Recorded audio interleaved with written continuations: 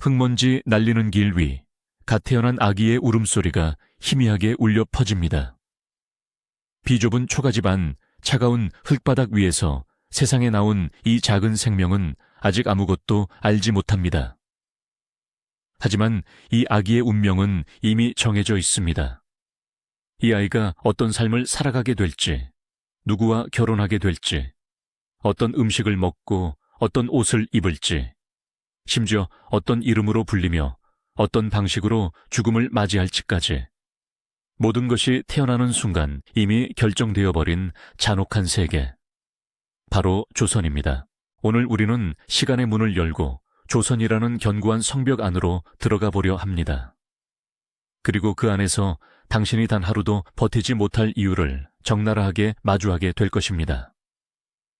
이 에피소드의 제목은 혈통의 사슬, 정해진 운명으로 태어나다입니다. 조선 사회의 가장 깊숙한 곳에 자리한 피할 수 없는 운명의 굴레를 파헤쳐 보겠습니다.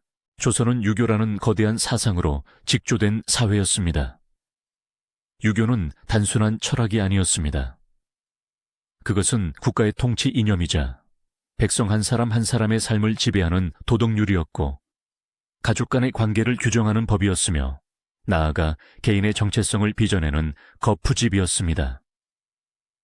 군신유예, 부자유친, 부부유별, 장유유서, 분구유신이라는 오륜우론과 군위신강, 부위자강, 부위부강이라는 삼강산강은 조선이라는 거대한 기계의 톱니바퀴였습니다. 이 원칙들은 모든 사람에게 각자의 위치와 역할을 부여했고, 그 위치에서 벗어나는 것은 곧 사회 질서에 대한 도전이자 우주적 조화를 깨뜨리는 행위로 간주되었습니다.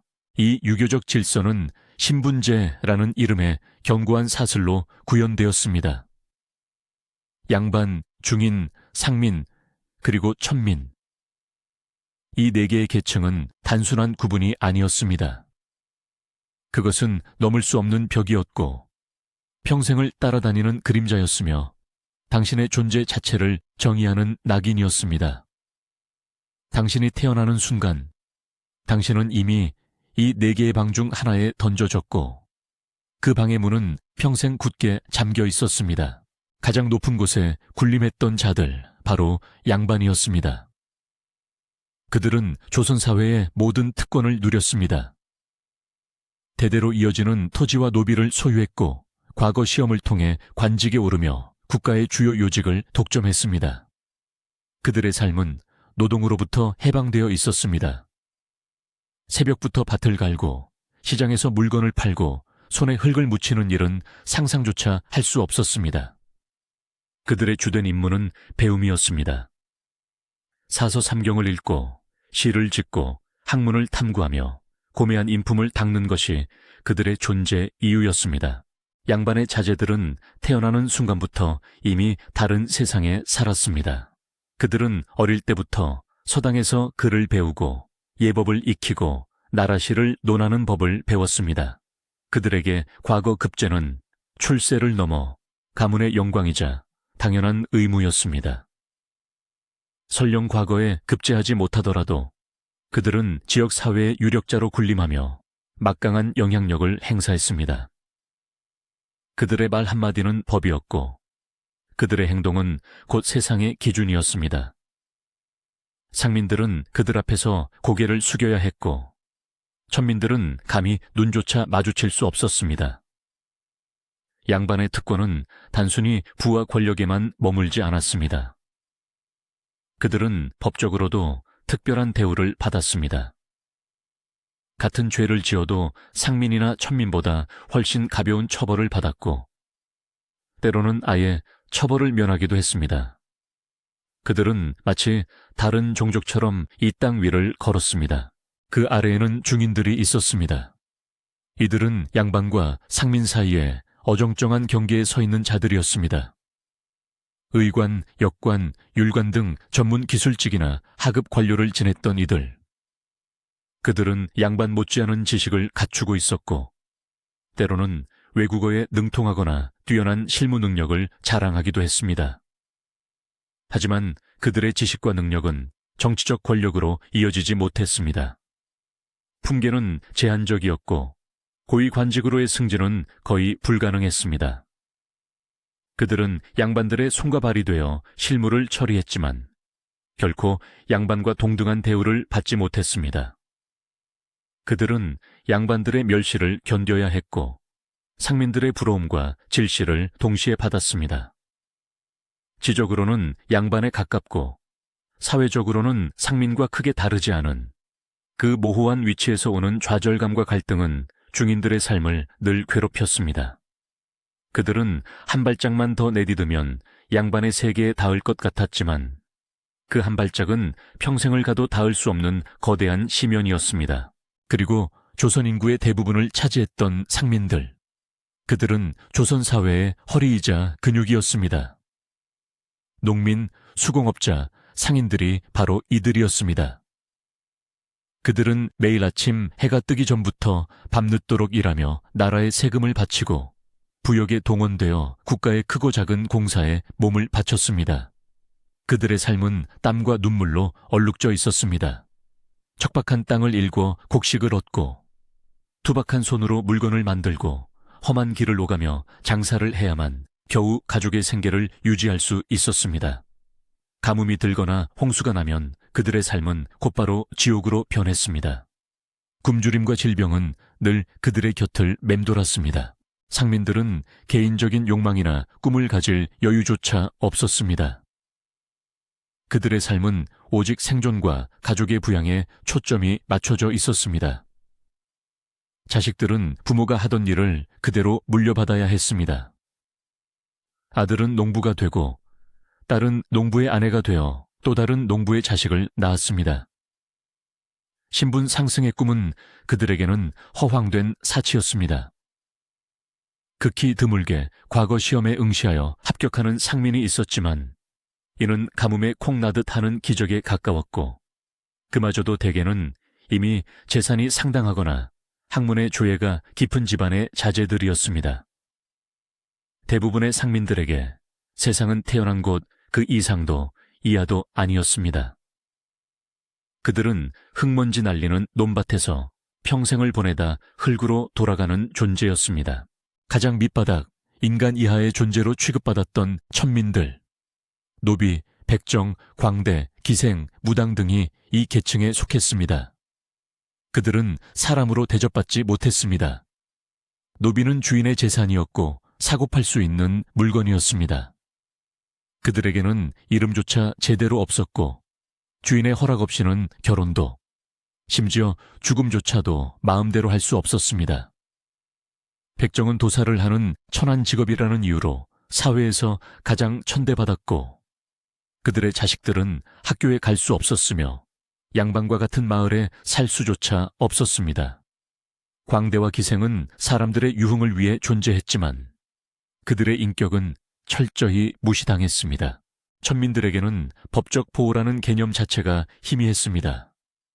양반이 노비를 때려 죽여도 가벼운 처벌을 받거나 아예 면죄되는 경우가 허다했습니다. 그들은 폭력과 착취에 무방비로 노출되어 있었고 어떤 불합리한 대우를 받아도 감히 저항할 수 없었습니다. 그들의 존재 자체가 천하다는 낙인이었기에 그들이 무엇을 주장하든 세상은 귀 기울이지 않았습니다. 그들의 삶은 고통과 멸시의 연속이었고 자식에게 고스란히 대물림되는 비극이었습니다. 태어난다는 것 자체가 죄인 것처럼 살아야 했던 이들, 그들이 바로 천민이었습니다. 이러한 신분 질서는 가족이라는 가장 기본적인 공동체 안에서도 철저히 작동했습니다. 조선 사회는 철저한 가부장제 사회였습니다. 가장인 아버지의 권위는 절대적이었습니다. 아버지는 자식들의 삶을 좌지우지할 수 있었고 자식들은 부모의 뜻에 거역하는 것을 상상조차 할 수 없었습니다. 효는 모든 도덕의 근본이었고 부모를 거역하는 것은 하늘을 거역하는 것과 같은 중죄로 여겨졌습니다. 심지어 부모가 죽으면 3년 상을 치르며 모든 사회생활을 중단하고 애도해야 했습니다. 개인의 욕망은 철저히 억압되었습니다. 자식은 부모의 뜻에 따라 결혼해야 했고 부모가 정해준 길을 따라 살아야 했습니다. 사랑은 사치였고 개인의 선택은 허용되지 않았습니다. 결혼은 단순히 두 남녀의 결합이 아니었습니다. 그것은 두 가문의 결합이었고 가문의 영달과 혈통의 유지를 위한 전략적인 행위였습니다. 양반 가문에서는 신분과 학식이 비슷한 지방길이 혼인을 맺어 그들의 특권을 더욱 공고히 했습니다. 만약 당신이 사랑하는 사람이 다른 신분이었다면 그 사랑은 이루어질 수 없는 비극으로 끝났을 것입니다. 아니, 애초에 그런 사랑을 꿈꾸는 것조차 불가능했을지도 모릅니다. 여성의 삶은 더욱 이중적인 굴레에 갇혀 있었습니다. 삼종지도라는 유교적 가르침 아래 여성은 어려서는 아버지를 따르고 시집가서는 남편을 따르며 남편이 죽으면 아들을 따라야 했습니다. 칠거지약이라 하여 시부모에게 불순종하거나 아들을 낳지 못하거나 질투하거나 병이 있거나 말이 많거나 도둑질을 하거나 음란하면 언제든 남편에게 쫓겨날 수 있었습니다. 여성에게는 자신의 이름조차 온전히 주어지지 않았고 남편의 성씨와 본관을 따라 불렸습니다. 그들의 삶은 오직 가문을 잇는 도구이자 남편의 그림자였습니다. 재혼은 거의 불가능했고 과부가 되면 평생을 수절하며 살아야 했습니다. 만약 당신이 조선시대의 여성으로 태어났다면 당신의 삶은 숨막히는 인내와 희생의 연속이었을 것입니다. 법과 정의 또한 신분에 따라 다르게 적용되는 잔혹한 현실이었습니다. 양반이 상민을 폭행하거나 심지어 죽여도 상민이 양반에게 대항했을 때 받는 처벌보다 훨씬 가벼웠습니다. 양반에게는 장이라는 곤장형이 적용되지 않는 특권이 있었고 벌금이나 유배형으로 대체되는 경우가 많았습니다. 반면 상민이나 천민이 양반에게 조금이라도 불손한 태도를 보이면 가차없는 처벌이 내려졌습니다. 노비가 주인을 고발하는 것은 상상조차 할 수 없는 일이었습니다. 설령 억울한 일이 있어도 신분이 낮은 자들은 감히 법의 심판을 요구할 엄두조차 내지 못했습니다. 조선의 법은 만인에게 평등한 것이 아니었습니다. 그것은 신분 질서를 유지하고 양반의 특권을 보호하기 위한 도구에 불과했습니다. 교육과 출세의 기회 역시 철저히 제한적이었습니다. 과거 시험은 이론상 모든 남자에게 열려있는 것처럼 보였지만 실상은 양반 자제들을 위한 통로였습니다. 과거 시험을 준비하려면 어릴 때부터 서당에서 글을 배우고 오랜 시간 학문에 전념해야 했습니다. 이는 막대한 시간과 비용이 드는 일이었습니다. 상민이나 천민의 자식들은 생계를 위해 일해야 했으므로 이러한 교육을 받을 기회 자체가 거의 없었습니다. 설령 뛰어난 재능을 가진 상민이 있었다 하더라도 그가 양반처럼 과거 시험에 응시하고 급제하는 것은 하늘의 별 따기였습니다. 더욱이 서얼 차별이라는 벽은 신분 상승의 꿈을 산산조각냈습니다. 아무리 아버지가 양반이라 할지라도 어머니가 첩이나 천민 출신이라면 그 자식은 서얼로 분류되어 문과 응시 자격조차 주어지지 않았습니다. 뛰어난 재능과 학식을 갖췄음에도 불구하고 오직 어머니의 신분 때문에 평생을 차별 속에서 살아가야 했습니다. 영조와 정조 시대에 이르러 서얼 호통, 이수주통으로 일부 차별이 완화되기도 했지만 뿌리 깊은 편견은 쉽게 사라지지 않았습니다. 당신이 아무리 영민하고 노력한다 해도 어머니의 신분이 낮다면 당신의 운명은 이미 정해진 것이나 다름없었습니다. 조선 사회는 당신의 현재뿐만 아니라 당신의 과거, 즉 조상의 그림자까지 당신의 삶에 드리웠습니다. 만약 당신의 선대 조상 중에 천민이 있었다면 아무리 시간이 흘러도 그 낙인에서 완전히 벗어나기는 어려웠습니다. 가문의 족보는 신분을 증명하는 중요한 문서였고 족보에 기록된 조상의 신분은 후손들의 삶에 지대한 영향을 미쳤습니다. 양반들은 자신들의 족보를 철저히 관리하며 혈통의 순수성을 지키려 노력했습니다. 더욱 무서운 것은 연좌제였습니다. 한 사람이 중대한 죄를 지으면 그 가족과 친척들까지 함께 처벌받는 제도였습니다. 영모와 같은 대역죄를 지으면 삼족을 멸하고 그 가족들은 노비로 전락하거나 유배를 가는 등 끔찍한 고통을 겪어야 했습니다. 한 개인의 잘못이 온 가문을 파멸로 이끌 수 있는 공포는 모든 이들을 올가매는 강력한 족쇄였습니다. 이 연좌제는 개인의 자유로운 사고와 행동을 극도로 억압하며 사회 전체를 침묵과 순종의 분위기로 몰아넣었습니다. 당신이 아무리 올바르게 살려 노력해도 당신의 아버지나 삼촌이 역모에 휘말린다면 당신의 삶은 한순간에 나락으로 떨어질 수 있었습니다. 이처럼 조선은 개인의 자유와 가능성을 철저히 억압하는 사회였습니다. 태어나는 순간 당신의 모든 것이 결정되었고 그 정해진 운명에서 벗어나기란 거의 불가능했습니다. 당신의 노력이나 재능, 꿈은 신분이라는 거대한 벽 앞에서 무의미해졌습니다. 당신이 누구에게서 태어났는지가 당신의 이름이자 직업이자 배우자이자 심지어 당신의 죽음까지 결정하는 세상. 오늘날 우리는 개인의 자유와 평등을 외치며 노력하면 무엇이든 이룰 수 있다고 믿는 시대를 살고 있습니다. 하지만 조선에서는 그런 믿음 자체가 허락되지 않았습니다. 당신의 의지와는 상관없이 당신은 이미 정해진 운명의 수레바퀴 속에서 태어났고 그 바퀴는 당신의 삶을 짓밟으며 굴러갔을 것입니다. 만약 당신이 조선에 태어났다면 당신은 어떤 삶을 살았을까요?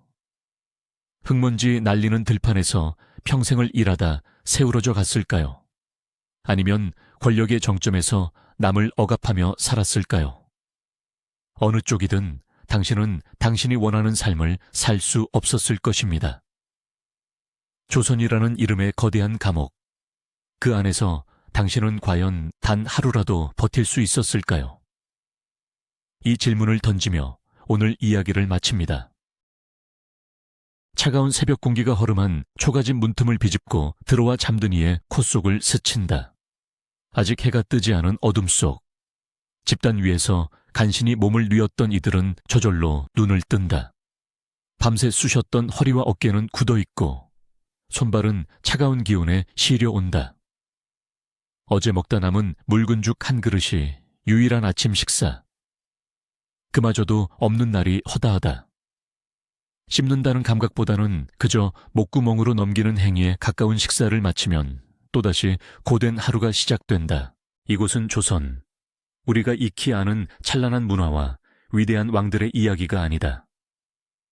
이곳은 바로 당신이 단 하루도 버티기 힘들었을 조선의 민초들이 살아냈던 처절한 생존의 현장이다. 오늘 우리는 그들의 삶 속으로 깊숙이 들어가 단 한 끼의 식사, 단 한 푼의 품삯을 위해 몸부림쳤던 그들의 고통과 인내를 마주할 것이다. 현대의 안락함과 편리함에 익숙한 당신에게 조선시대 하루하루의 삶은 상상조차 하기 힘든 극한의 도전이었을 것이다. 조선의 아침은 냄새로 시작된다. 흙벽과 지프로 지어진 집 안에서는 쿰쿰한 흙냄새와 사람들의 채취가 뒤섞여 있고 밖으로 나서면 밤새 마구간에서 쌓인 가축들의 분뇨 냄새, 그리고 이른 아침부터 아궁이에서 피어오르는 연기에 매캐한 냄새가 코를 찌른다. 이 모든 것이 그들에게는 지극히 일상적인 삶의 향기였다. 가장 먼저 맞닥뜨리는 현실은 바로 배고픔이다. 조선시대 민초들의 식사는 극도로 단순하고 부족했다. 주식은 쌀이 아닌 조, 보리, 밀, 콩 같은 잡곡이었다. 쌀밥은 양반이나 부유한 계층에게나 허락된 사치였다. 밥상에는 나물이나 김치, 간혹 된장이나 간장 정도가 전부였다. 고기나 생선은 특별한 날에나 맛볼 수 있었고 계절에 따라 구할 수 있는 채소마저도 한정적이었다. 단백질과 비타민은 늘 부족했고 이는 만성적인 영양실조와 질병으로 이어졌다. 하루 세 끼를 챙겨 먹는다는 것은 꿈같은 이야기였고 대부분은 하루 두 끼, 그것도 허기를 면하는 수준에 불과했다. 끼니를 거르는 것은 일상이었으며 보릿고개 같은 충운기에는 풀뿌리나 나무 껍질로 연명해야 했다. 그들의 뱃속은 늘 비어 있었고 그 공복감은 온몸의 기력을 앗아갔다. 배고픔을 견디며 해가 뜨기 전부터 그들은 일터로 향한다. 조선 백성의 80% 이상은 농민이었다. 그들의 삶은 오직 땅에 묶여 있었다. 새벽부터 밤늦게까지 밭을 갈고 씨앗을 뿌리고 모를 심고 김을 메고 곡식을 거두는 일의 반복이었다. 쟁기질은 소 한 마리와 성인 남자 몇 명이 달라붙어야 겨우 가능한 중노동이었다. 낫질과 호미질로 온종일 허리를 굽히고 나면 온몸의 근육은 비명을 질렀고 손바닥은 터지고 갈라져 피가 배어나왔다. 햇볕 아래서 종일 일하면 살갗은 거칠게 트고 갈라졌으며 겨울의 혹한 속에서는 동상으로 손발이 썩어 들어가기도 했다. 농사일은 자연의 변덕에 전적으로 의존하는 도박과 같았다. 가뭄이 들면 밭은 쩍쩍 갈라지고 비가 너무 많이 오면 논밭이 물에 잠겨 한 해 농사를 망쳤다. 태풍과 병충해도 늘 농민들의 목을 조이는 위협이었다. 한 해 농사를 망치면 그것은 곧 가족의 굶주림과 죽음을 의미했다. 국가의 세금과 지주에게 내야 할 소장료는 한 톨의 예외도 없이 거두어 갔기에 농민들은 최소한의 생존을 위한 곡식마저도 지키기 어려웠다. 그들의 노동은 단순한 생계유지가 아니라 매일매일 죽음과의 싸움이었다. 모든 백성이 농민이었던 것은 아니다. 일부는 광산에서 일하는 광부였고 또 다른 이들은 도자기를 굽거나 무쇠를 다루는 장인이었다. 광부의 삶은 어떠했을까? 칠흑 같은 어둠 속 좁고 습한 갱도 안에서 곡괭이 하나에 의지해 돌을 캐내는 일은 그야말로 목숨을 담보로 하는 노동이었다. 언제 무너질지 모르는 갱도, 쉴 새 없이 들이쉬는 먼지, 그리고 유독 가스의 위협 속에서 그들은 희미한 등불 하나에 의지해 하루를 보냈다. 폐병은 광부들에게 흔한 질병이었고 사고로 목숨을 잃는 일도 다반사였다. 장인들의 삶 역시 녹록지 않았다. 뜨거운 불 앞에서 흙을 빚고 쇠를 두드리는 일은 엄청난 체력을 요구했다. 도자기 가마의 열기는 숨쉬기조차 힘들게 했고 쇠를 다루는 망치질은 어깨와 팔을 끊어질 듯 아프게 했다. 이들은 기술자였지만 그들의 노동은 결코 존중받지 못했다.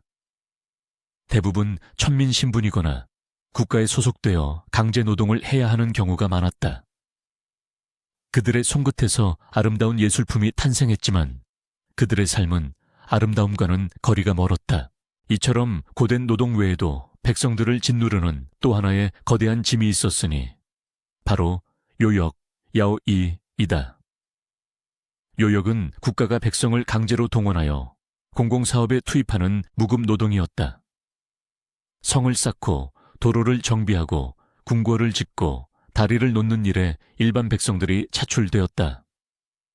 농번기에도 예외는 없었다. 자신의 농사를 내팽개치고 수백 리를 걸어 공사 현장으로 가야 했으며 몇 달씩 집을 떠나 열악한 환경에서 강제 노동에 시달렸다. 제대로 된 숙소나 식량도 주어지지 않았고 병에 걸려도 치료받을 수 없었다. 수많은 백성이 요역 현장에서 죽어나갔다. 요역은 농민들에게 농사를 망치게 하고 가족을 굶주리게 하며 심지어 목숨까지 앗아가는 가장 잔혹한 착취 중 하나였다. 집으로 돌아오는 길, 해는 이미 서쪽 산 너머로 기울고 있다. 온몸은 땀과 흙먼지로 범벅이 되어 있고 근육은 뻣뻣하게 굳어 마치 돌덩이 같다. 저녁 식사 역시 아침과 다를 바 없이 단출하다. 밥을 입에 밀어 넣는 것조차 힘에 부칠 때가 많았다. 식사를 마쳐도 쉴 틈은 없다. 가축을 돌보고 파이어우드를 모으고 내일을 위한 준비를 해야 한다. 해가 완전히 저물고 어둠이 깔리면 그들은 비로소 집자리 위에 몸을 눕힌다. 등잔불조차 아껴야 했기에 대부분은 어둠 속에서 잠이 들었다. 온종일 이어진 고된 노동과 배고픔은 그들을 깊은 잠 속으로 끌어당겼지만 그 잠조차 편안하지 않았다. 내일 또다시 반복될 고통스러운 하루에 대한 막연한 불안감과 가족의 생존을 짊어진 무거운 책임감이 그들의 꿈속까지 따라다녔다. 조선시대 민초들의 주거 환경은 어떠했을까? 대부분의 백성은 초가집에서 살았다. 흙벽의 지프로 이은 지붕, 좁고 낮은 문은 그들의 삶을 고스란히 보여준다. 겨울에는 차가운 바람이 흙벽의 틈새로 스며들어와 집안을 얼어붙게 만들었다. 땔감은 귀했고 아궁이에 불을 지펴도 온기가 오래가지 못했다. 온돌은 있었지만 제대로 된 난방은 부유한 집에서나 가능했다.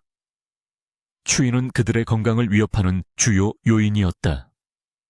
여름에는 흙벽이 습기를 머금어 축축했고 벌레와 모기가 들끓었다. 위생은 거의 기대할 수 없었다. 씻는다는 것은 특별한 일이 아니었다. 흐르는 물에 몸을 씻는 것은 가능했지만 비누나 세제는 없었다. 옷은 몇 벌 되지 않았고 닳고 해질 때까지 입었다. 대부분의 집에는 화장실이 따로 없었으며 집 주변의 밭이나 거름더미가 용변을 해결하는 장소였다.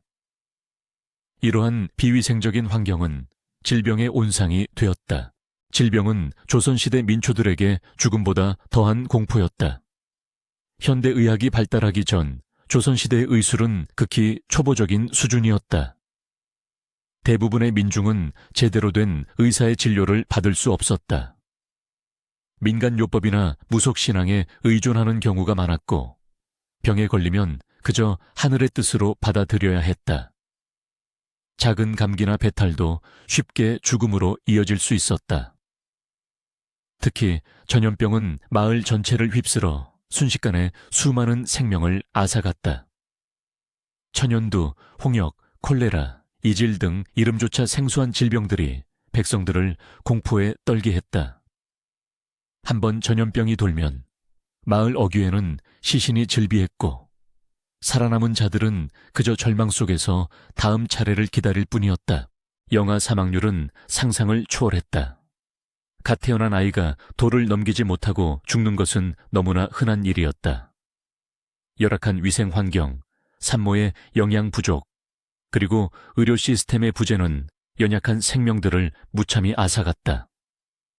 아이를 낳는 일은 곧 죽음을 각오해야 하는 일이었고 아이를 기르는 일은 매일매일 죽음의 그림자와 싸우는 일이었다. 조선시대 평균 수명은 30대 중반에 불과했다. 오늘날 100세 시대에 비하면 그들의 삶은 너무나 짧고 고통스러웠다. 자연재해 또한 백성들의 삶을 송두리째 흔들었다. 가뭄은 농작물을 말려 죽이고 홍수는 논밭과 집을 휩쓸어갔다. 지진이나 산사태도 드물게 발생하여 마을을 초토화시키곤 했다. 이러한 재해는 예측하기 어려웠고 막을 수도 없었다. 국가의 구휼 정책이 있었지만 그 혜택이 모든 백성에게 미치지는 못했다. 재해가 닥치면 살아남은 자들은 집과 터전을 잃고 유랑민이 되거나 굶주림에 못 이겨 도적이 되기도 했다. 삶의 터전을 잃은 백성들에게는 그저 절망만이 남을 뿐이었다. 이 모든 고통 속에서도 백성들을 짓누르던 가장 무거운 짐은 바로 세금이었다. 조선의 세금은 크게 토지에 부과하는 전세 티엔슈이, 곡물 공우이라 하여 지역 특산물을 현물로 바치는 것, 그리고 군역준이이라 하여 군대에 가는 대신 내는 군포준부 등으로 나뉘었다.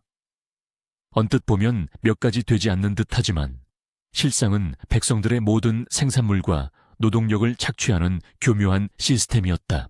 전세는 수확량의 1칩을 내는 것이 원칙이었으나 실제로는 각종 부가세와 관리들의 횡포로 그 이상을 바쳐야 했다. 곡물은 더욱 악랄했다. 특정 지역에서 나지 않는 특산물을 바치라고 강요하거나 썩기 쉬운 물품을 먼 길을 운반하게 하여 도중에 상하게 만들고 다시 새 것으로 바치게 하는 등 백성들을 고통스럽게 했다. 이러한 폐단을 박납황나이라고 하는데 중간에서 상인이나 아전들이 개입하여 백성들에게 터무니없이 비싼 값으로 공물을 대신 납부하게 하고 폭리를 취하는 것이었다. 군역은 남자라면 누구나 져야 할 의무였지만 실제로는 군대에 가는 대신 군포라는 명목으로 옷감을 바치는 경우가 많았다. 이 군포는 부담이 너무 커서 어린아이에게까지 군포를 물리는 황구첨정, 황쿠젠띵, 이나 죽은 사람에게까지 군포를 물리는 백골징포, 바이구정부 같은 악폐가 만연했다. 세금을 내지 못하면 집과 땅을 빼앗기거나 심지어 가족이 노비로 팔려가는 비극이 벌어지기도 했다. 세금은 그들의 피와 땀을 빨아들이는 거대한 흡혈귀와 같았다. 이러한 삶의 무게 속에서 희망이라는 단어는 사치에 가까웠다.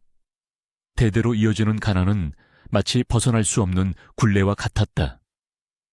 교육은 극소수양반 자제들의 특권이었고 민초들에게는 글을 배울 기회조차 주어지지 않았다.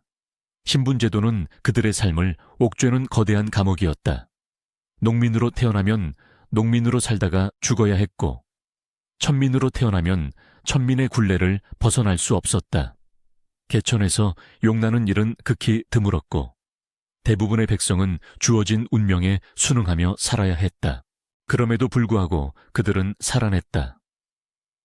절망 속에서도 작은 행복을 찾으려 노력했고 고통 속에서도 삶의 끈을 놓지 않았다. 마을 사람들과 함께 노동의 고통을 나누고 서로 의지하며 역경을 헤쳐나갔다. 해 진력, 고된 하루를 마치고 함께 앉아 나누는 묽은 막걸리 한 잔과 구수한 이야기 속에서 그들은 잠시나마 위안을 얻었다.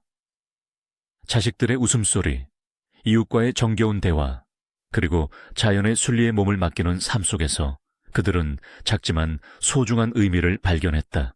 그러나 그들의 삶은 결코 낭만적이지 않았다. 오늘날 우리가 누리는 사소한 편리함, 예를 들어 깨끗한 물 한 잔, 따뜻한 전기장판, 배부른 한 끼 식사, 병원에 가서 진찰받는 일, 이 모든 것이 그들에게는 상상조차 할 수 없는 기적과 같았다. 그들에게 삶은 곧 투쟁이었다. 매일매일이 극한의 생존 경쟁이었고 단 하루를 버텨내는 것 자체가 엄청난 인내와 강인함을 요구하는 일이었다. 우리는 이들의 삶을 통해 역사의 또 다른 면을 본다. 화려한 궁궐과 위대한 업적 뒤에 가려진 묵묵히 자신의 자리에서 삶을 이어갔던 수많은 민초의 고단한 삶. 그들의 땀과 눈물이 있었기에 조선이라는 나라는 유지될 수 있었다. 당신은 과연 조선시대의 하루를, 그들의 삶을 단 하루라도 버텨낼 수 있었을까? 아마도 그들의 삶은 당신의 상상력을 초월하는 고통과 인내의 연속이었을 것이다. 그들의 이야기는 단순한 과거의 기록이 아니다. 그것은 인간의 생존력에 대한 경외심이자 우리가 오늘날 누리는 모든 것에 대한 감사함을 일깨우는 강력한 메시지이다. 다음 시간에는 이처럼 고된 삶 속에서도 조선의 민초들이 어떻게 사회적 불평등과 부조리에 맞서 싸우고 때로는 좌절하며 때로는 희망을 찾으려 노력했는지 그들의 저항과 순응의 역사를 더 깊이 들여다볼 것이다. 여기는 조선입니다. 어둠이 깊게 깔린 새벽, 닭 울음소리가 희미하게 들려옵니다. 흙벽돌과 초가지붕이 늘어선 마을, 그 안에서 피어나는 아궁이 연기와 함께 하루가 시작됩니다. 이른 아침부터 분주하게 움직이는 그림자들, 그들의 얼굴에는 피곤함과 함께 알 수 없는 긴장감이 서려 있습니다. 들리는 소리라고는 바람소리와 멀리서 들려오는 물 깃는 소리뿐 고요함 속에 묵직한 침묵이 흐릅니다. 겉으로 보기엔 평화롭고 고즈넉한 풍경일지 모릅니다. 하지만 이 고요함 아래에는 현대인의 상식으로는 감히 상상조차 할 수 없는 단단하고 거대한 정신의 족쇄가 숨겨져 있었습니다.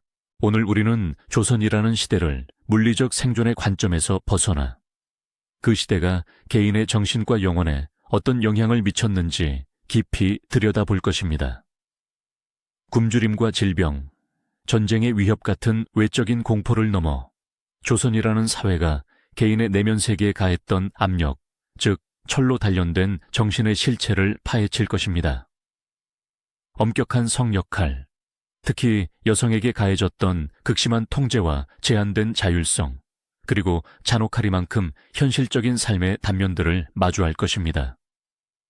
철저한 사회적 규범과 도덕률에 대한 맹목적인 순응을 강요당했던 그들의 삶, 만연했던 미신, 극히 제한적이었던 교육의 기회, 그리고 수치심과 공개적인 망신, 공동체로부터의 배척에 대한 끊임없는 두려움까지. 이 모든 것이 어떻게 개인의 자유로운 표현을 억압하고 명예를 최상의 가치로 만들었으며 현대인의 자아와 자유의지를 송두리째 무너뜨렸을지 그 암울한 심연을 탐험할 것입니다. 조선 사회는 거대한 유기체와 같았습니다. 그리고 그 유기체의 심장에는 유교라는 철학이 박혀 있었습니다. 유교는 단순한 학문이 아니었습니다. 그것은 삶의 방식이자 사고의 틀이며 모든 인간관계의 설계도였습니다. 임금과 신하, 부모와 자식, 남편과 아내, 어른과 아이, 친구 사이에 마땅히 지켜야 할 도리, 즉 삼강오륜, 산강우륜, 은 개인의 삶을 촘촘히 엮어가는 거미줄과 같았습니다. 이 규범들은 추상적인 가르침이 아니라 매일매일 숨 쉬듯 지켜야 할 구체적인 행동 강령이었습니다. 예를 들어 부모에 대한 효조는 단순히 부모님을 공경하는 차원을 넘어섰습니다. 부모님이 돌아가시면 3년간 심요살이를 하며 모든 즐거움을 멀리하고 슬픔에 잠겨야 했습니다. 부모의 병환에는 자식의 손가락을 잘라 피를 먹이거나 허벅지 살을 베어 약에 넣는 극단적인 효행이 미덕으로 칭송받기도 했습니다. 현대인의 눈으로는 엽기적이고 비인간적인 행위로 비칠 수 있지만 당시에는 자식으로서 마땅히 해야 할 도리이자 사회가 기대하는 최고의 미덕이었습니다. 이러한 효행은 개인의 희생을 통해 공동체의 질서를 유지하고 도덕적 모범을 보이는 행위로 받아들여졌습니다. 그리고 충종은 임금에 대한 충성뿐만 아니라 가족과 공동체에 대한 헌신을 의미했습니다. 개인은 혼자 존재하는 것이 아니라 가족의 일원으로서, 마을의 구성원으로서, 나라의 백성으로서 존재했습니다. 나 한 사람의 행동은 내게만 영향을 미치는 것이 아니었습니다. 그것은 곧 내가 속한 가문의 명예, 마을의 평판, 심지어는 나라의 기강과 직결되는 문제였습니다. 이러한 사회에서 개인은 끊임없이 타인의 시선 속에서 살아야 했습니다. 마을은 거대한 감시탑과 같았습니다. 옆집 김씨 아들이 과거 공부는 제대로 하는지, 윗집 박씨 며느리가 시부모님께 불효하지는 않는지 모두가 서로를 주시하고 평가했습니다. 나의 일거수일투족은 이웃의 입방에 오르내렸고 그 평판은 곧 나의 존재 가치를 결정하는 잣대가 되었습니다. 칭찬과 인정은 공동체 안에서의 지위를 공고히 했지만 비난과 손가락질은 곧바로 수치심과 연결되었습니다. 수치심은 조선시대를 살아가는 이들에게 가장 강력한 심리적 압박이었습니다. 단순히 개인적인 감정을 넘어 사회적 형벌에 가까운 것이었습니다. 잘못된 행동이나 규범을 어긴 행위는 개인의 수치로 끝나지 않았습니다. 그것은 곧 가문의 수치, 나아가 마을의 수치로 이어졌습니다. 가문의 명예를 더럽혔다는 이유로 집안에서 쫓겨나거나 마을 공동체로부터 배척당하는 일도 비일비재했습니다. 공동체로부터의 배척은 현대인의 관점에서 보면 단순히 사회생활의 단절을 의미할 뿐이지만 당시에는 생존 자체를 위협하는 무서운 형벌이었습니다. 정보와 자원이 제한적이었던 시대에 공동체의 보호와 협력 없이는 살아남기 어려웠기 때문입니다. 따라서 개인은 끊임없이 자신의 행동을 검열하고 사회적 기대에 부응하기 위해 노력해야 했습니다. 자신의 진정한 감정이나 욕망보다는 타인의 시선과 평가를 의식하며 살아야 했던 것입니다. 현대인의 자유로운 자아라는 개념은 이들에게는 사치이자 위험한 발상이었을 것입니다. 이러한 규범의 족쇄는 특히 여성에게 더욱 가혹하게 적용되었습니다. 조선시대 여성의 삶은 태어나는 순간부터 정해진 길을 따라야 하는 운명이었습니다. 삼종지도 산총치다오는 여성의 삶을 규정하는 핵심적인 원칙이었습니다. 어려서는 아버지를 따르고 시집가서는 남편을 따르며 남편이 죽으면 아들을 따르라는 가르침은 여성에게 주체적인 삶의 가능성을 원천 봉쇄했습니다. 여성은 독립적인 인격체가 아닌 남성에게 종속된 존재로 인식되었습니다. 여성의 삶은 결혼을 통해 완전히 새로운 세계로 진입했습니다.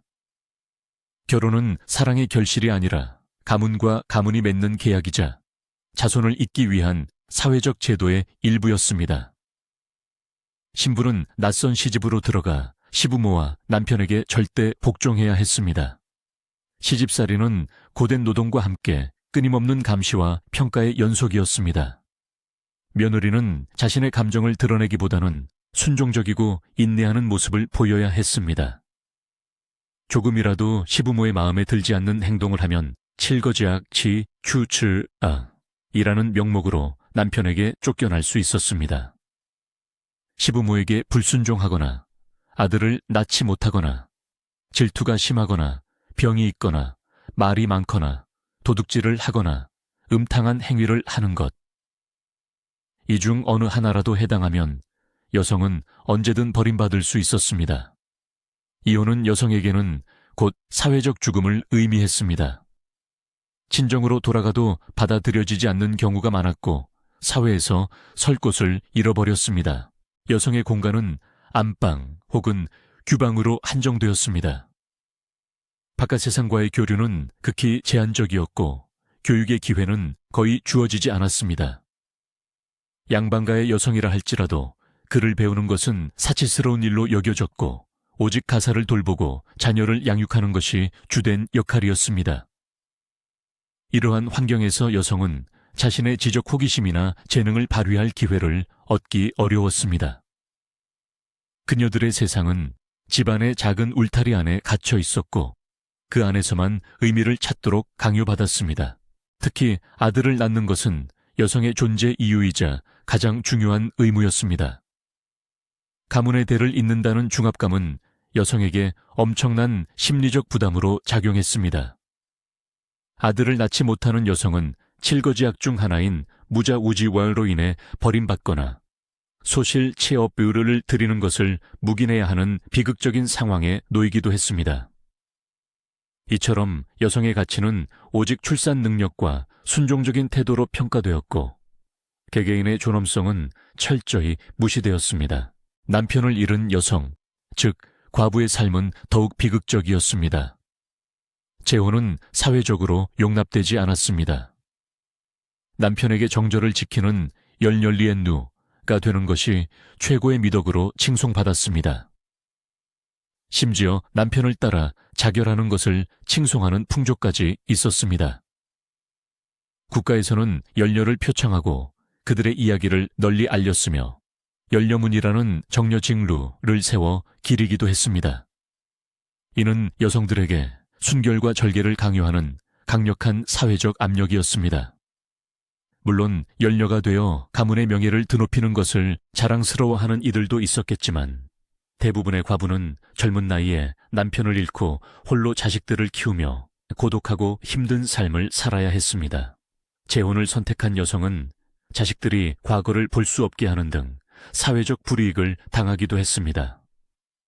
이처럼 조선시대 여성의 삶은 개인의 욕망이나 행복보다는 가문의 명예와 사회적 규범에 짓눌린 채 오직 순종과 희생만을 강요당했습니다.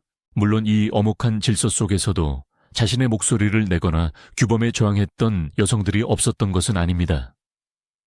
기생이나 무당 같은 특정 계층의 여성들은 전통적인 여성상과는 다른 삶을 살았습니다. 그들은 예술적 재능을 발휘하거나 영적인 능력을 통해 사회에 영향을 미치기도 했습니다. 하지만 이들 역시 주류 사회에서는 이단화로 취급받거나 남성들의 유흥이나 미신적인 욕구를 충족시키는 도구적인 존재로 여겨지는 경우가 많았습니다.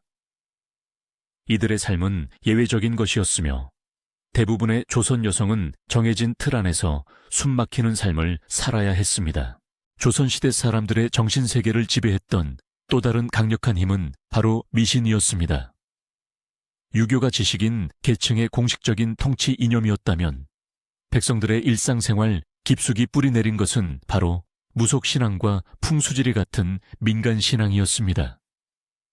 유교가 이성과 합리를 강조했음에도 불구하고 사람들은 눈에 보이지 않는 초자연적인 힘을 믿고 의지했습니다. 삶은 예측 불가능한 재앙과 불확실성으로 가득했습니다. 가뭄, 홍수, 질병, 흉작, 역병 등 인간의 힘으로는 어찌할 수 없는 일들이 비일비재했습니다. 과학적 지식이 부족했던 시대에 사람들은 이러한 재앙의 원인을 귀신이나 조상신, 토지신 등 다양한 신령들의 노여움이나 장난으로 돌렸습니다. 그리고 그들을 달래고 복을 빌기 위해 무당을 찾아 구슬하거나 정성을 들여 제사를 지냈습니다. 집터나 묘자리를 정할 때는 풍수지리설에 따라 기륭을 따졌습니다. 명당에 집을 짓거나 조상의 묘를 쓰면 후손이 번성하고 부귀영화를 누릴 수 있다고 믿었습니다. 반대로 흉지의 자리를 잡으면 가세가 기울거나 불행이 닥친다고 생각했습니다.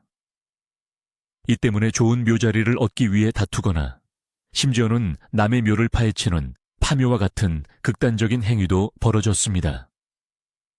이처럼 미신은 삶의 중요한 결정에 깊이 관여했으며 사람들의 불안감을 해소하고 미래를 예측하려는 시도였습니다. 꿈해몽, 관상, 점술 등도 일상생활에서 중요한 역할을 했습니다. 좋은 꿈을 꾸면 길몽이라 하여 복이 들어올 것을 기대했고 흉몽을 꾸면 불길한 징조라 하여 조심했습니다. 심지어 출산 예정일을 정하거나 혼례 날짜를 잡는 일도 길이를 택하여 진행했습니다. 이러한 미신들은 단순히 어리석은 믿음이 아니라 불확실한 세상을 살아가는 사람들에게 심리적인 안정감과 희망을 주거나 혹은 경고의 메시지를 전달하는 역할을 했습니다. 하지만 동시에 미신은 사람들을 맹목적인 두려움과 불안 속에 가두고 합리적인 사고를 방해하는 요소로 작용하기도 했습니다. 이러한 미신적 사고는 제한된 교육의 범위와도 깊은 관련이 있었습니다. 조선시대의 교육은 극히 제한적이었습니다. 공식적인 교육기관인 서당, 향교, 성균관 등은 주로 양반 남성들을 위한 것이었습니다. 교육의 목적은 과거 시험을 통해 관직에 진출하고 유교적 지식을 습득하여 도덕적인 군자가 되는 것이었습니다. 따라서 교육 내용은 사서삼경을 비롯한 유교 경전과 역사, 문학 등 특정 분야에 국한되었습니다. 대부분의 평민들은 정규 교육을 받을 기회가 거의 없었습니다. 일부 서당에서 기본적인 한글이나 천자문을 배우는 정도가 전부였습니다. 여성들은 신분 구하를 막론하고 공식적인 교육에서 완전히 배제되었습니다. 양반가의 여성이라 할지라도 집안에서 개인적으로 글을 배우는 경우는 드물었고 설령 배웠다 할지라도 그것을 공개적으로 드러내는 것은 금기시되었습니다. 여성은 글을 알면 팔자가 사나워진다는 미신까지 있을 정도였습니다. 이처럼 제한된 교육은 사람들의 세계관을 좁고 편협하게 만들었습니다. 과학적 사고나 비판적 사고를 기를 기회가 부족했고 새로운 지식이나 정보에 접근하기도 어려웠습니다. 세상은 고정된 질서와 정해진 운명으로 가득한 곳으로 인식되었을 것입니다. 이러한 지식의 부족은 미신이 더욱 맹위를 떨치게 하는 기반이 되었습니다. 사람들은 합리적인 설명을 찾기보다는 눈에 보이지 않는 힘에 의지하게 되었고 이는 다시금 사회적 통제를 강화하는 도구로 활용되기도 했습니다. 무지 속에 갇힌 사람들은 기존 질서에 의문을 제기하기보다는 주어진 운명에 순응하는 경향이 강했습니다. 결국 조선시대의 개인은 끊임없는 자기 검열과 내면화된 사회적 판단 속에서 살아야 했습니다. 자신의 진정한 감정이나 개성적인 표현은 사회적 비난의 대상이 될 수 있었기에 철저히 억눌러야 했습니다. 나보다는 가문과 공동체, 그리고 규범이 우선시되는 삶 속에서 현대인이 중요하게 여기는 자아 실현이나 개인의 자유는 감히 상상할 수도 없는 개념이었습니다. 오히려 그러한 욕구 자체가 위험하고 부도덕한 것으로 간주되었을 것입니다. 명예는 모든 것의 척도였고 수치심은 피해야 할 가장 큰 악이었습니다. 평생을 남의 시선과 평가 속에서 살아가야 했던 조선시대 사람들의 정신은 마치 단단한 철처럼 단련되었을 것입니다. 하지만 그 단련은 자유로운 영혼을 강철 우리에 가두는 것과 다름없었습니다. 현대 사회에서 개개인의 개성과 자유로운 표현이 존중받는다는 것을 생각할 때 조선시대의 삶은 물리적인 고통을 넘어선 심각한 심리적 압박과 영혼의 질식을 의미했을 것입니다. 만약 현대인이 그 시대로 돌아간다면 우리는 아마도 굶주림이나 질병보다도 이 숨막히는 사회적 통제와 규범, 끊임없는 감시와 평가 속에서 먼저 정신적인 붕괴를 경험하게 될 것입니다. 자신의 생각과 감정을 자유롭게 표현할 수 없고 정해진 역할만을 수행해야 하며 모든 행동이 타인의 판단에 좌우되는 삶. 그것은 단순한 불편함이 아니라 존재론적인 고통이었을 것입니다. 조선이라는 시대는 강인한 정신력을 요구했지만 그 강인함은 개인의 자율성을 희생시킨 대가로 얻어진 것이었습니다. 우리는 오늘 이 시간을 통해 단순히 옛 시대를 비판하는 것을 넘어 인간의 정신과 문화가 어떤 방식으로 형성되고 통제될 수 있는지에 대한 깊은 통찰을 얻게 됩니다. 그리고 우리가 오늘날 누리는 자유와 개성의 가치를 다시금 되새겨 볼 수 있을 것입니다. 다음 시간에는 이처럼 엄격한 통제 속에서도 조선인들이 어떻게 소소한 일탈과 저항을 시도했는지, 그리고 그들의 삶 속에 숨겨진 또 다른 이면은 무엇이었는지 탐구해 볼 것입니다. 기대해 주십시오. 어둠이 짙게 깔린 한밤중, 차가운 감옥의 문이 삐걱이며 열립니다. 쇠사슬이 부딪히는 소리가 뼈 속까지 스며들고 눅눅한 흙바닥 위로 싸늘한 공기가 흐릅니다. 덜컹거리는 발걸음 소리와 함께 횃불의 희미한 빛이 감옥 안을 비추고 한 남자의 얼굴에 공포가 드리워집니다. 그는 어젯밤까지만 해도 평범한 양반이거나 어쩌면 이름 없는 농부였을지도 모릅니다. 하지만 지금 그는 국가의 칼날 앞에 선 죄인입니다. 그의 죄목은 무엇일까요? 역모? 왕실모독? 아니면 그저 운이 없었던 것일까요? 조선이라는 거대한 국가의 그림자 아래에서 한 개인의 삶은 이토록 덧없이 사라질 수 있었습니다. 우리는 흔히 조선시대를 고요하고 정적인 유교국가로 상상합니다. 하지만 그 이면에는 상상조차 하기 힘든 폭력과 불안, 그리고 생존을 위한 처절한 몸부림이 숨겨져 있었습니다. 오늘 우리는 조선이라는 이름의 배 위에서 개인이 겪어야 했던 잔혹한 현실을 마주할 것입니다. 권력의 칼날이 어떻게 개인의 목숨을 앗아가고 삶을 송두리째 흔들었는지 그 냉혹한 그림자를 따라가 보시죠. 조선시대는 유교 이념을 바탕으로 한 사대부의 나라였습니다. 하지만 이 이상적인 체제를 유지하기 위한 권력 투쟁은 상상을 초월할 정도로 치열했습니다. 사림이라 불리는 학자 관료들은 끊임없이 서로를 견제하고 때로는 피비린내 나는 숙청의 칼날을 휘둘렀습니다. 이른바 사화는 그 대표적인 예입니다.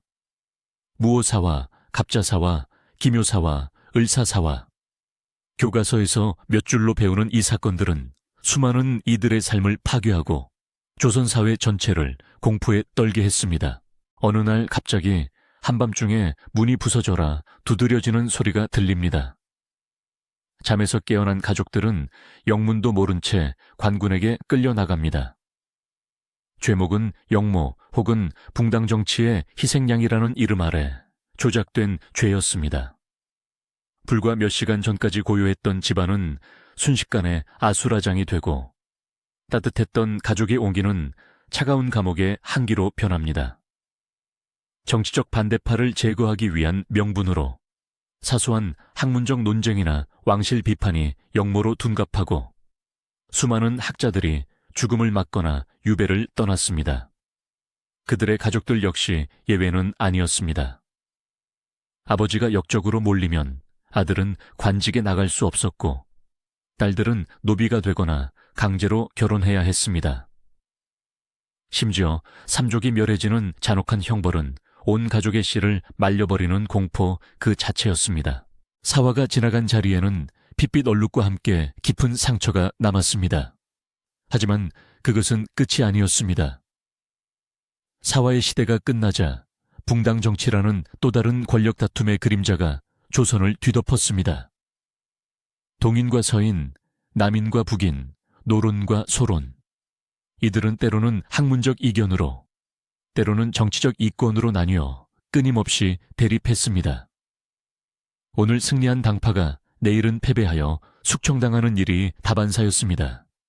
영원한 권력은 없었고 영원한 패배자도 없었기에 이들의 다툼은 더욱 격렬하고 잔인했습니다. 이러한 붕당 정치의 경랑 속에서 평범한 백성들은 바람 앞에 등불과 같았습니다. 당파 싸움의 여파는 단순히 관료들만의 문제가 아니었습니다. 예를 들어 한 지역의 수령이 특정 당파에 속해 있다면 그 지역 백성들 역시 그 당파의 영향을 받을 수밖에 없었습니다. 만약 그 당파가 실각이라도 한다면 수령은 물론이고 그와 연관된 백성들까지 불이익을 당하는 경우가 허다했습니다.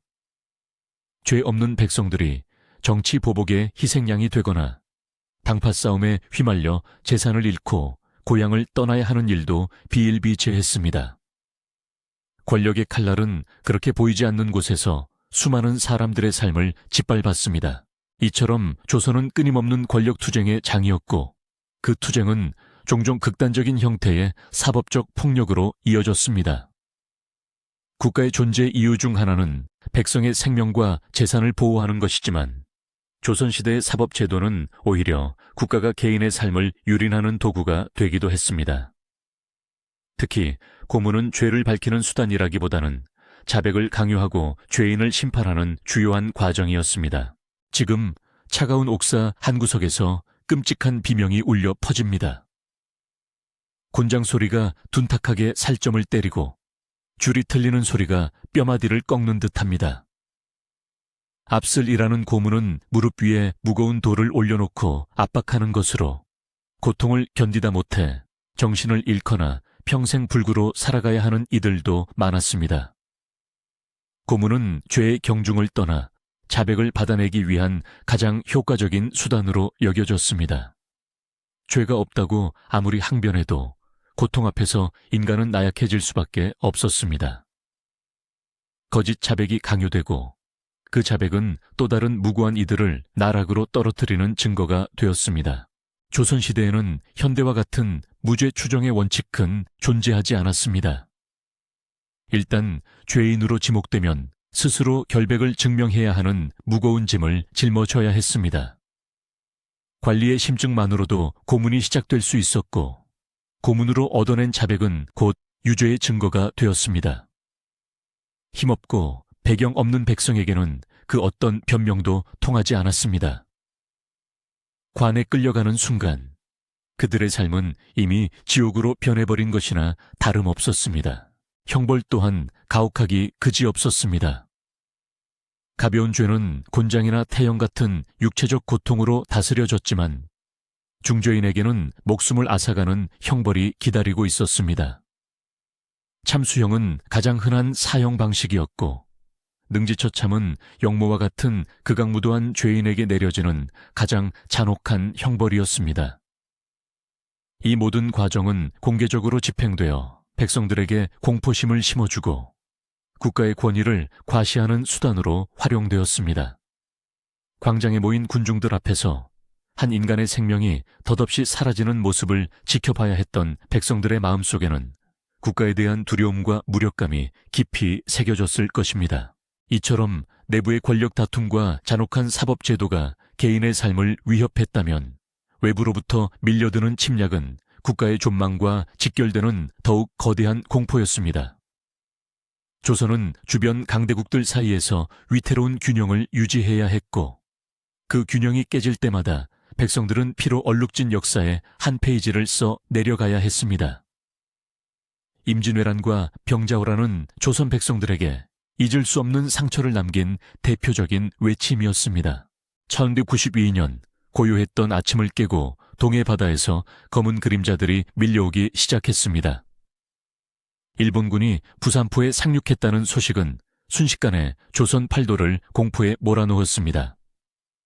임진왜란은 그야말로 조선을 송두리째 뒤흔든 재앙이었습니다.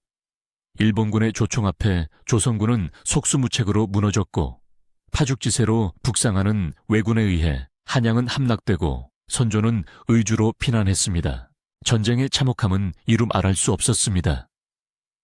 불타는 마을, 약탈당하는 집, 살해당하는 가족, 농작물은 불에 타고 백성들은 굶주림과 질병에 시달렸습니다.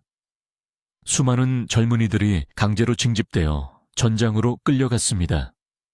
그들은 농기구를 잡던 손으로 칼을 쥐고 가족을 지키기 위해, 나라를 위해 싸워야 했습니다. 하지만 제대로 훈련받지 못한 이들은 무참히 세우러져 갔습니다. 전쟁은 남성들만의 문제가 아니었습니다. 여성들은 왜군에게 능욕당하거나 포로로 잡혀가 노비로 팔려나가는 비극을 겪어야 했습니다. 아이들은 부모를 잃고 고아가 되어 떠돌았으며 가족은 뿔뿔이 흩어져 다시는 만날 수 없는 운명에 처했습니다. 전쟁은 단순히 목숨을 앗아가는 것 이상의 고통을 안겨주었습니다.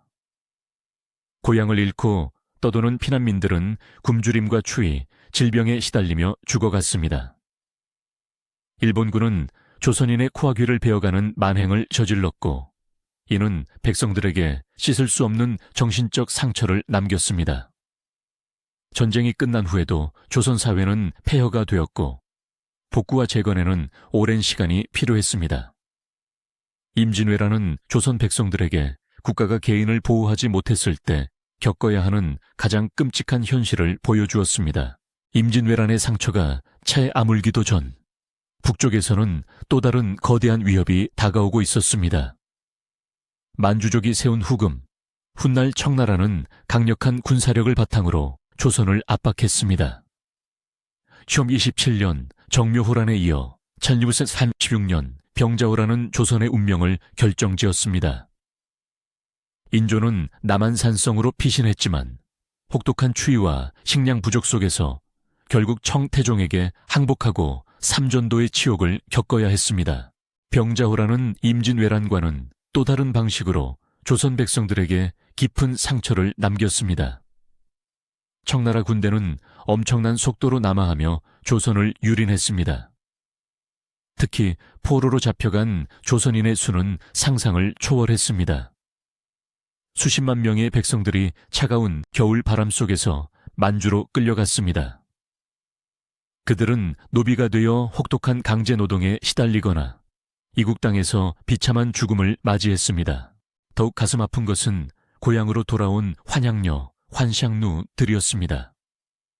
만주에서 돌아온 여성들은 정절을 잃었다는 이유로 사회에서 냉대받고 손가락질 당했습니다.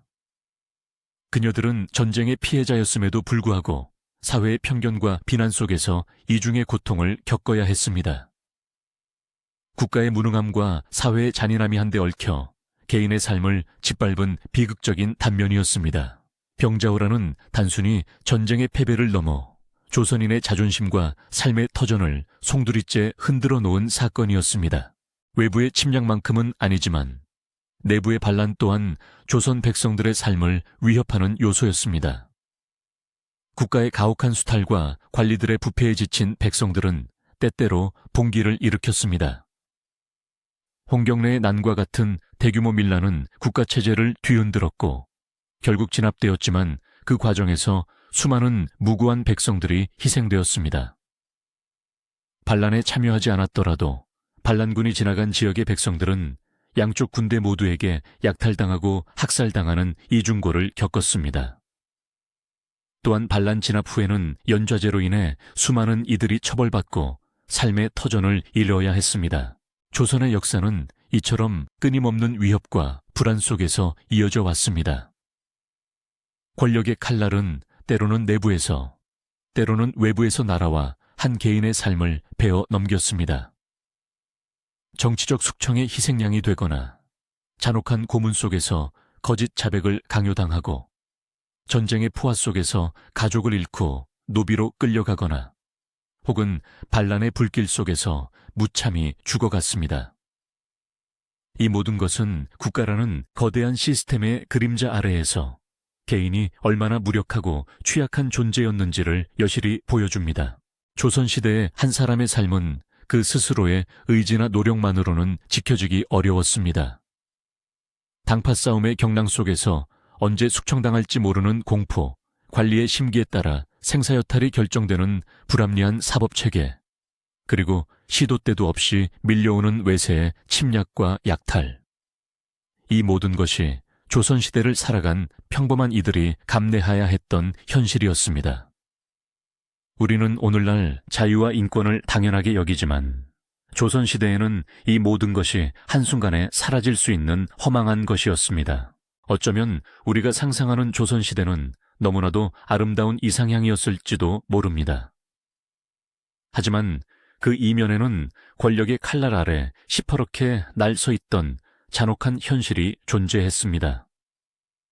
오늘날 우리는 그 시대를 살았던 이들의 고통과 희생을 기억하며 우리에게 주어진 평화와 자유의 가치를 다시 한번 되새겨야 할 것입니다. 조선의 그림자는 그렇게 오늘을 살아가는 우리에게 깊은 질문을 던지고 있습니다. 당신이라면 과연 조선에서 단 하루라도 살아남을 수 있었을까요?